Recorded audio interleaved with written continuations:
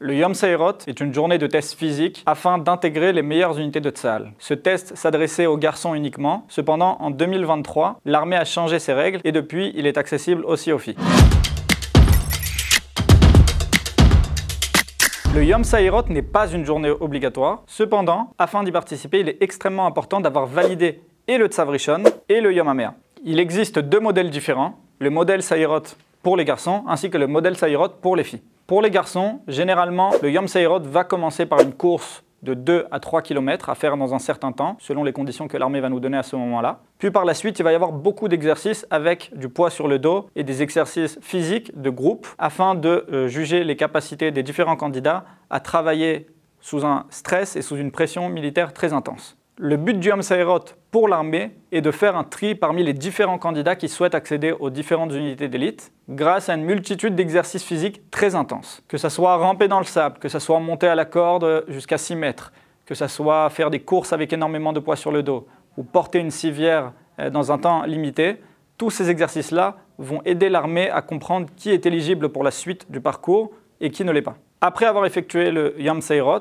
l'armée va nous donner à ce moment-là une possibilité parmi 4 options. La première consiste à recevoir une convocation pour le Gibush Matkal Sheshesh Tesha, qu'on appelle Gibush Achoud en hébreu. La deuxième consiste à recevoir une convocation pour le Gibush Shayetet. La troisième consiste à recevoir une convocation pour le Gibush Rovlim Tzolilot, qui veut dire les sous-marins ou devenir capitaine d'un navire de guerre. Et la quatrième, tout simplement, consiste à ne pas avoir validé la journée du Yom Seirot, mais on va être éligible à recevoir une convocation pour la brigade des parachutistes. Pour les garçons souhaitant être éligibles au Yom Seirot, il faut un DAPAR, donc les notes psychotechniques, de 50, ainsi qu'un profil médical physique de 82. Après avoir terminé le Yom Seirot, les candidats qui vont recevoir une convocation pour un des différents Gibushim, c'est-à-dire un des différents tests physiques, vont à ce moment-là se préparer et s'entraîner. Et ce test qui va durer 5 jours va déterminer par la suite le reste du processus. C'est-à-dire que les participants qui vont terminer ce test vont être reçus dans l'unité qu'ils ont visée.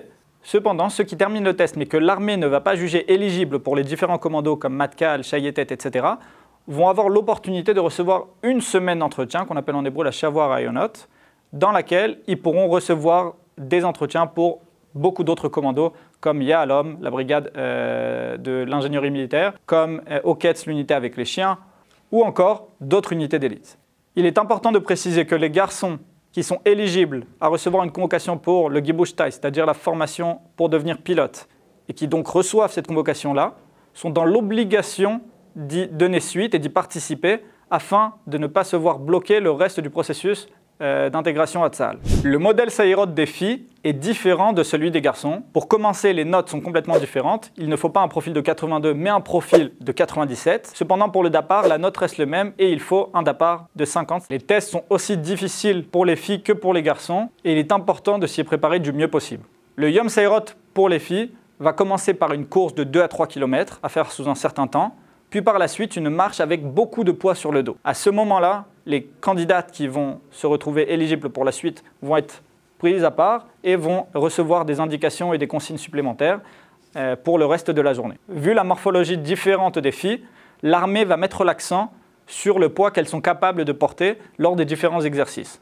Les filles qui auront validé le Yom Seirot vont recevoir une convocation pour le test de l'unité Sheshesh Tesha, qui est l'unité de sauvetage de l'armée de l'air. Ceux qui auront terminé le Yom Seirot mais qui ne sont pas éligibles pour Sheshesh Tesha vont à ce moment-là recevoir une convocation non physique pour l'unité Yahalom, qui est l'unité d'élite du génie militaire.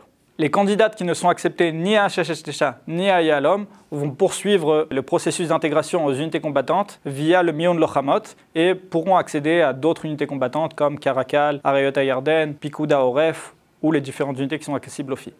Afin de se préparer au Yom Seirot, que ce soit pour les garçons ou pour les filles, il est important de participer à des formations de kosher kravi quand on a entre 16 et 18 ans. Il existe beaucoup de préparations militaires dans le pays. Pour ceux qui ont 18 ans, on recommande fortement de participer à un programme préarmé, une Mechina Kdam Tzva'it, que ce soit de 6 mois ou de 1 an, même si généralement la préférence va pour les Mechinot de 1 an, afin de vraiment se préparer physiquement, mentalement et d'optimiser toutes nos chances pour arriver dans ces commandos. Pour ceux qui souhaitent avoir des conseils personnalisés, vous pouvez nous contacter sur notre site tsahalco.com.